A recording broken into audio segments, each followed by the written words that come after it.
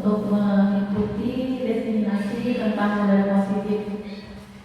Kegiatan ini merupakan salah satu tugas aksi nyata yang harus saya lakukan dalam rangka pendidikan guru penggerak yang ada 9. Nah, seperti apakah budaya positif tersebut? Nah, sebelum ke budaya positif, ini merupakan rangkaian materi yang akan saya jelaskan pada kegiatan berikut ini. Yang pertama yaitu mengenai teori kontrol. Ya. Jadi sebelumnya kita harus mengetahui teori kontrol seperti apa. Kemudian disiplin positif, nilai-nilai kebajikan, motivasi intrinsik, hukuman dan penghargaan. Kemudian nanti akan terjadi pembentukan keyakinan kelas, kebutuhan dasar manusia, aspek kontrol guru dan ketiga restitusi. Nah, sekarang yang pertama itu mengenai teori kontrol. Boleh saya minta misalnya dua orang guru, Kak Dudi, Kak Tom, Kak Ayun.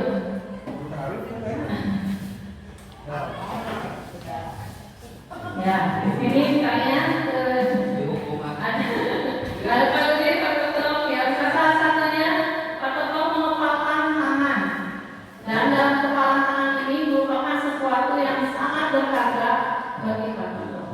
Nah, nanti Pak Dudi akan menggoda Pak Tom supaya mau membuka kepalan tangan ini. Boleh Pak Dudi melakukan apapun, mau menggelisik, mau mencuri, mau iming-iming uang, boleh uang, buka selama 30 detik.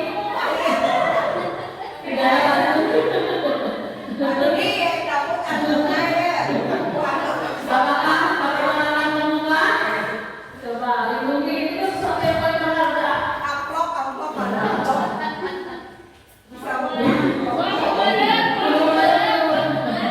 Nah, itu ya 5, 4, 3, 2, 1. Nah, hasilnya Pak Toto tadi apa? Membuka atau masih menutup? Masih menutup. Ya, terima kasih Pak.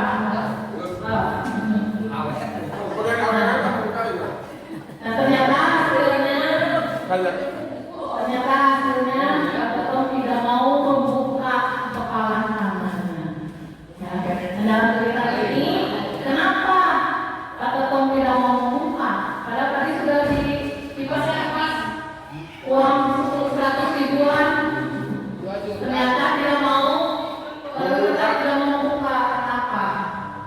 Siapakah yang memberikan kontrol kepada Pak Toto untuk tidak membuka kepala tangannya yang berisi sesuatu yang sangat berharga? Ya, jadi kontrol tersebut berasal dari diri sendiri. Ya, jadi sebenarnya kontrol itu pilihan kita ya, pilihan kita kontrol dari dalam diri sendiri. Nah, sekarang apa hubungannya nanti dengan budaya positif tersebut? Ini sudah terjawab. Jadi siapa yang ternyata memberikan kontrol kepada Pak Toto untuk tetap menutup kepala tangannya? Itu disesuaikan, nanti kontrol itu disesuaikan dengan kebutuhan dasar yang ada saat itu. Mungkin kalau tadi Pak Toto itu membutuhkan uang, bisa saja ya. Saat Pak Dudi mendapatkan uang 100 ribuan, bisa saja dia membuka. Walaupun ini sesuatu yang sangat berharga. Tapi karena waktu itu saat itu ya mengepalkan tangannya ternyata bukan itu kebutuhan dasarnya, maka Pak Toto mengambil untuk tetap menutup kepala. Jadi akan disesuaikan dengan kebutuhan dasar saat. Lupa udah makanan Bu. Makanan apa? Nah, kemudian ini juga ada mungkin selama ini ya ketika ada miskonsepsi, salah pandangan mengenai kontrol. Ini ditemukan oleh Dr. Brian Tracer dari kontrol teori yang nantinya beralih menjadi choice theory. Karena teori kontrol menjadi teori pilihan. Karena apapun yang kita lakukan itu pilihan ya. Apa yang kita lakukan mau dipilih dari sekian pilihan yang ada. Nah, ini ada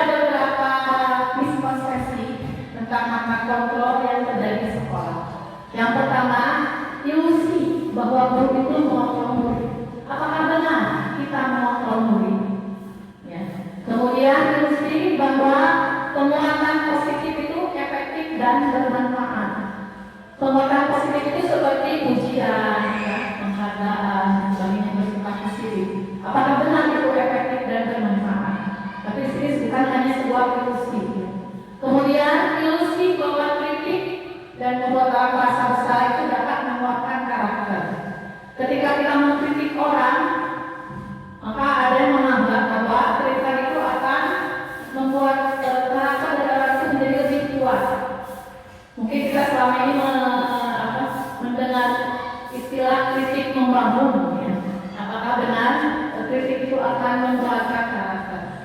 Kemudian ada juga ilusi bahwa orang dewasa itu memiliki hak untuk memaksa. Ya seperti tadi guru pada murid, apakah kita punya hak untuk memaksa murid-murid kita melakukan sesuatu? Nah, mari kita simak penjelasannya. Nah, ini tadi yang pertama, ilusi bahwa guru mengontrol murid. Mungkin terlihat dari luar seperti guru mengontrol murid. Ketika, ayo anak-anak masuk, kelas sana sudah masuk, sudah jam 7, masuk anak-anak masuk. Apakah benar kita yang mengontrol murid? Nah, sebenarnya bukan seperti itu, tapi murid kita yang mengizinkan dirinya untuk mengikuti apa yang diikuti oleh guru. Bisa saja kan ada seorang murid yang membangkang, alim kalau tidak mau masuk karena mau nanti masukkan yang lain, masukkan yang sebagainya, kan bisa saja. Tapi ya karena ini si murid itu mengizinkan dirinya ya untuk dikontrol oleh gurunya, maka terlihatlah seperti guru yang mengontrol murid.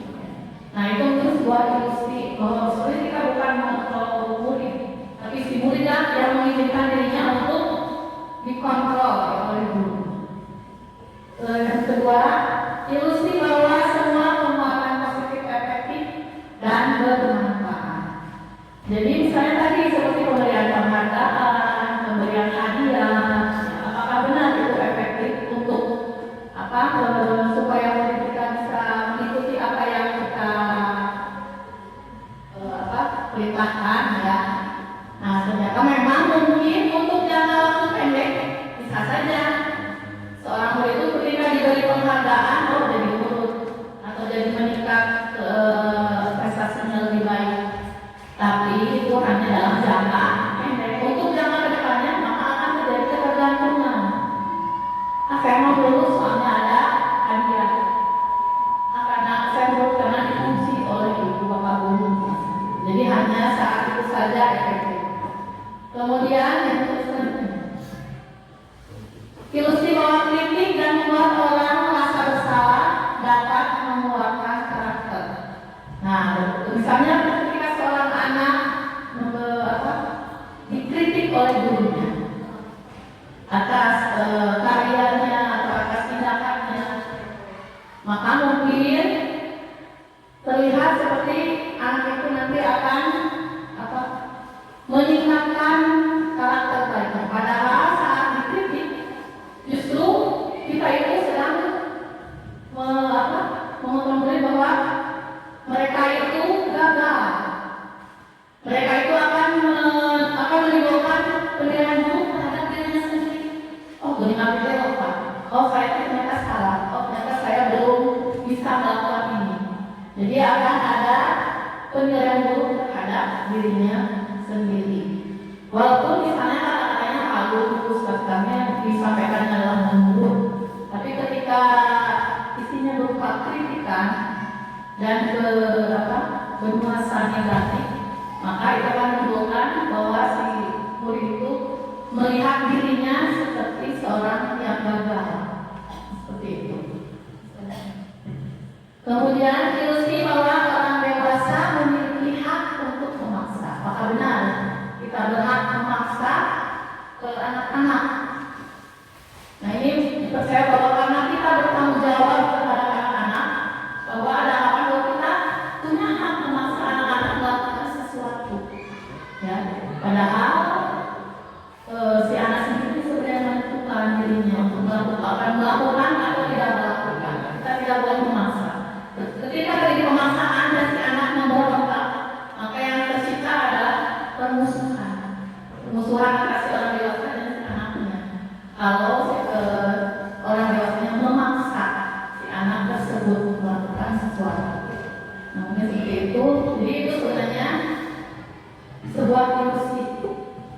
sebuah ilusi, sebuah miskonsepsi, sebuah kesalahan.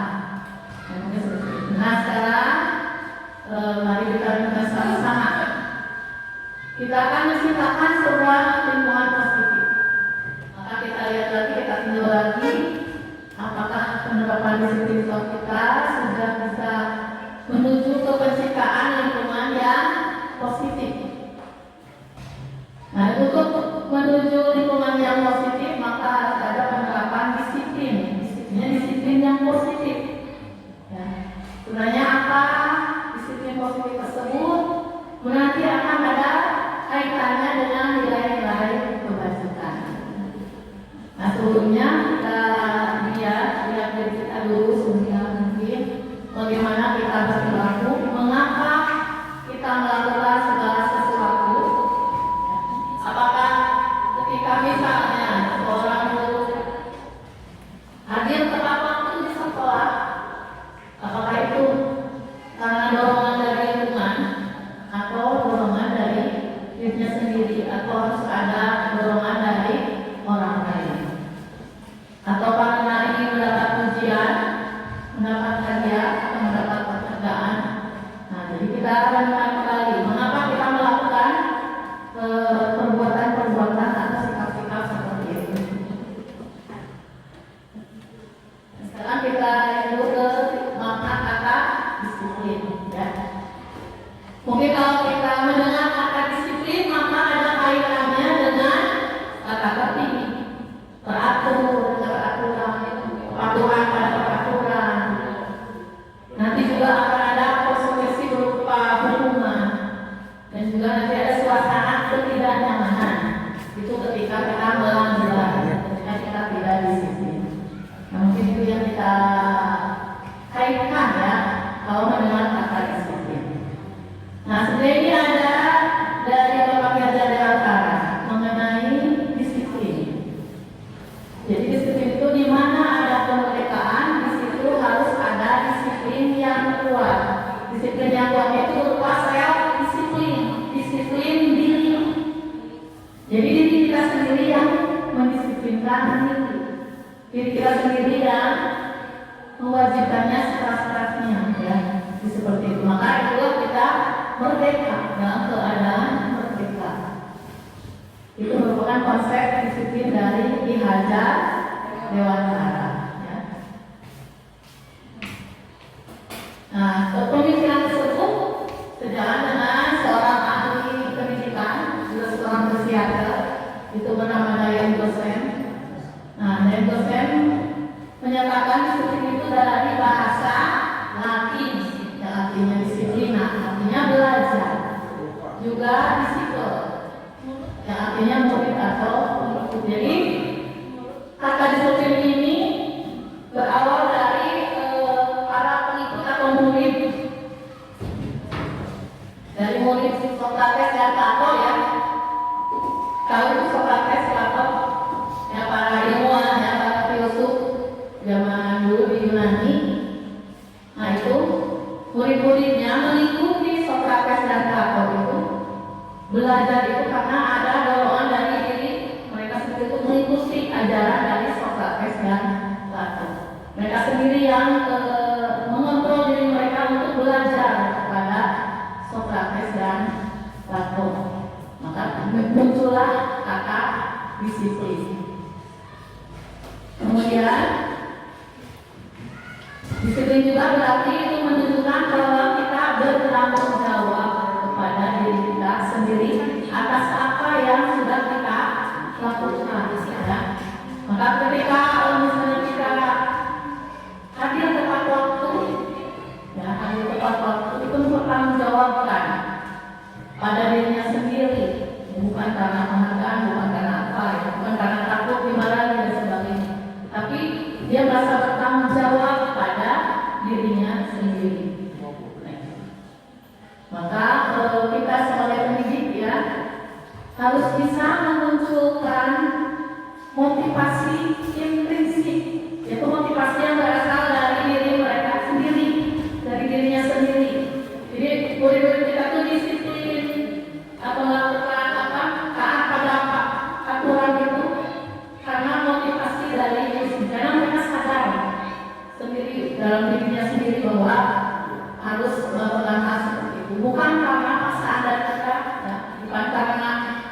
ada hukuman dari kita. Nah, bagaimana caranya nanti ada kita bahas. Nah, sebelum ke pembahasan mengenai kemunculan motivasi intrinsik. Nah, kita bahas dulu mengenai nilai-nilai kebajikan universal. Apa yang dimaksud dengan nilai-nilai kebajikan universal? Ini adalah suatu nilai kebajikan yang disepakati bersama oleh seluruh masyarakat di dunia. Jadi yang memandang agamanya, tidak memandang rasnya, suku bangsa ini pasti akan menyepakati bahwa ini adalah nilai-nilai kebajikan. Nah, biasanya ini adalah sifat-sifat positif manusia. Nah, sifat-sifat positif manusia yang ingin dicapai, ya, yang dicapai oleh setiap individu. Nah, ini ada beberapa nilai kebajikan dari 6 organisasi atau institusi. Nah, mungkin yang sekarang ya akan kita terapkan melalui kurikulum merdeka, yaitu profil pelajar Pancasila. Ini ada nilai-nilai kebajikan. Ini kalau kita misalnya disampaikan lagi di negara lain, ya dimanapun, ini pasti akan setuju bahwa ini merupakan nilai-nilai kebajikan. Disepakati bahwa ini adalah nilai-nilai yang mengandung kebajikan. Nah, ini profil pelajar Pancasila. Kemudian selanjutnya, nah ini juga ada seperti toleransi, rasa hormat, atau integritas. Juga kalau membicarakan integritas misalnya kepada orang Amerika misalnya, ya, pasti mereka akan menyepakati bahwa itu merupakan suatu nilai kebajikan. Dan ada lagi yang selanjutnya, nah ini juga ada lagi 9 pilar karakter. Ini juga sama nilai-nilai kebajikan yang akan disepakati ya secara universal. Nah, ini nanti bisa dijadikan nanti sebagai panduan ya, nilai-nilai kebajikan apa yang bisa kita terapkan baik di tingkat kelas maupun di tingkat sekolah. Ya, petunjuk hidup ada tampilan hidup seperti apa nilai kebajikannya. Nah, yang terakhir disebut esensial ya untuk membangun kecerdasan moral, ya. Moral seperti ini, nilai-nilai kebajikan. Nah, ini banyak. Jadi nilai kebajikan itu biasanya berupa kata-kata atau satu kata, kedua kata, atau kalimat pendek yang mudah diingat nanti. Seperti ini contohnya. Nah, sekarang sebagai contoh kembali lagi kita ke motivasi. Misalnya Anda semua ditugaskan untuk menghadiri suatu pelatihan, ditugaskan untuk mengikuti diklat atau sosialisasi atau apapun bentuknya. Nah, kira-kira motivasi apa yang mendorong Anda untuk mengikuti pelatihan tersebut? Apakah untuk menghindari ketidaknyamanan? Misalnya kalau tidak ikut nanti ditegur, nanti dimarahi. Nah, seperti itu motivasinya. Atau misalnya ingin dipuji, ingin mendapat pujian, penghargaan dari orang lain. Wah, memang wajah sosialisasi, bukan wajah sosial juga ya. Nah, dari sosialisasi ingin dapat pujian, aktif, ya, seperti itu. Pak, seperti ini rajin bisanya dengan sosialisasi apa itu. Dan yang ketiga, mengikuti pelatihan itu karena Anda ingin terus belajar sepanjang hayat. Ada ilmu baru, ingin belajar, ingin tahu, ya. Apakah ingin seperti itu?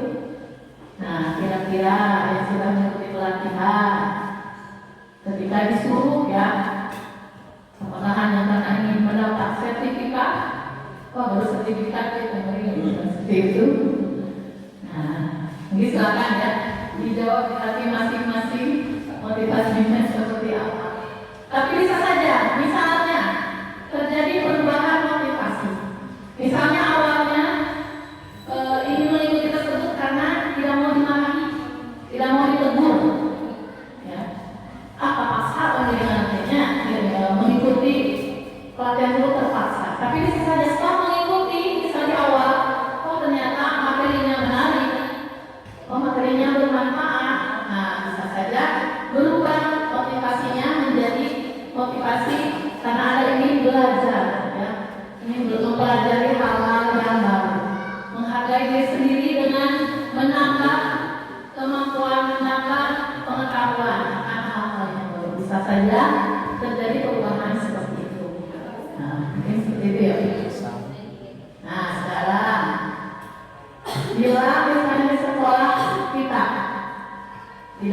aturan yang memberikan surat teguran bagi karyawan yang sering datang terlambat. Atau tidak ada pula penghargaan untuk guru atau karyawan yang datang tepat waktu. Apakah Bapak Ibu akan tetap datang tepat waktu untuk mengajar murid-murid Anda? Nah, jelaskan alasannya. Coba siapa? Bapak Ibu? Boleh? Kalau datang terlambat tidak ada hukuman, datang tepat waktu tidak dapat penghargaan. Nah, apakah akan tetap datang tepat waktu? Iya, tepat waktu. Alasannya disertai apa?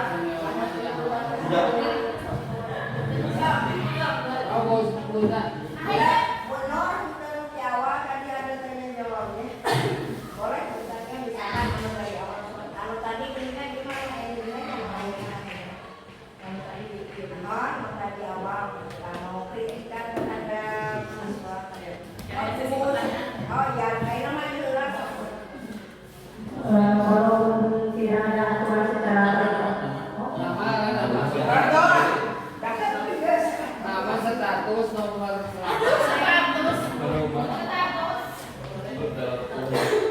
walaupun tidak ada aturan, mungkin saya akan datang tetap tepat waktu karena itu sudah menjadi suatu kewajiban, suatu amanah untuk kita untuk melaksanakan amanah dengan sebaik mungkin, itu seperti itu.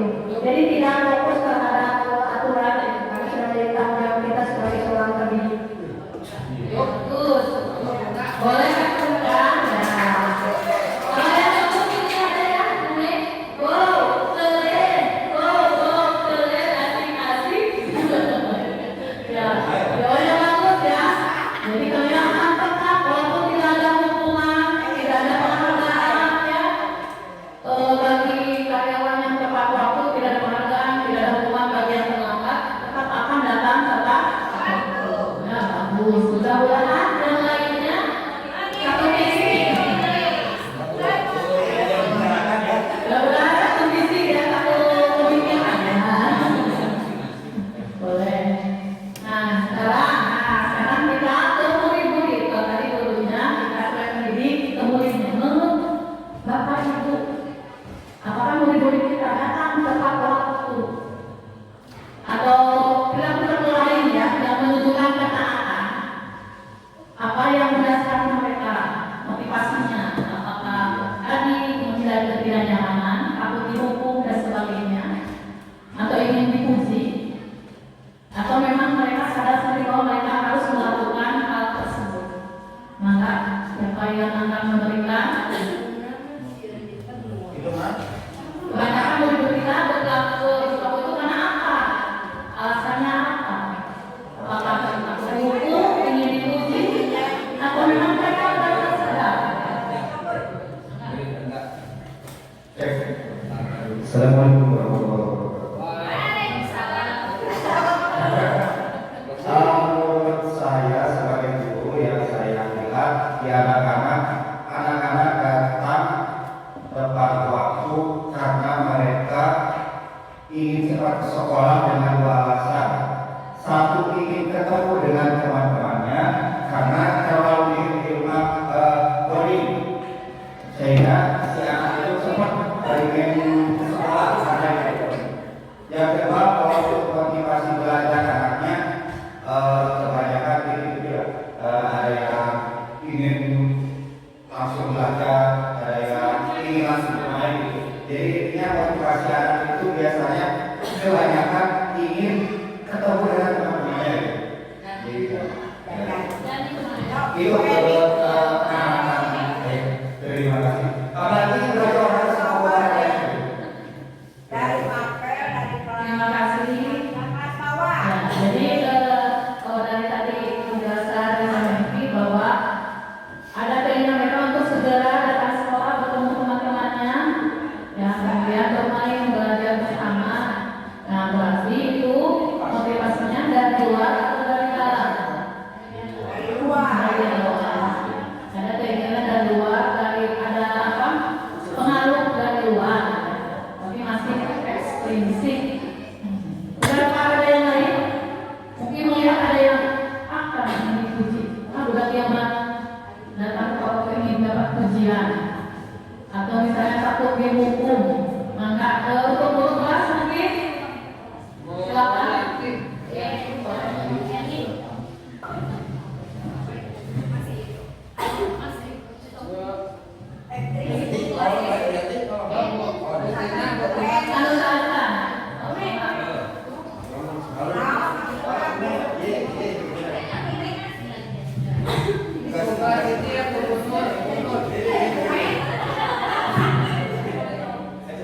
Saya sebagai kelas 6 itu mungkin anak-anak ingin banyak dipuji. Ya, kita yang dipuji jadi dapat awal. Atau naik duitan.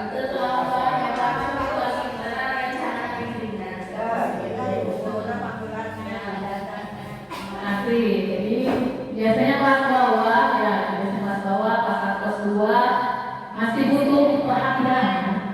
Kebutuhan dasarnya itu cari perhatian, sabar. Kalau pagi sabar ke?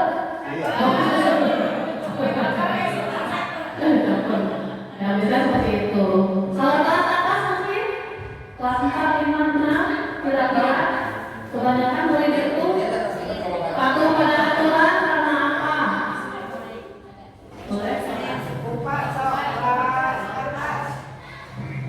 Bismillahirrahmanirrahim. Saya coba untuk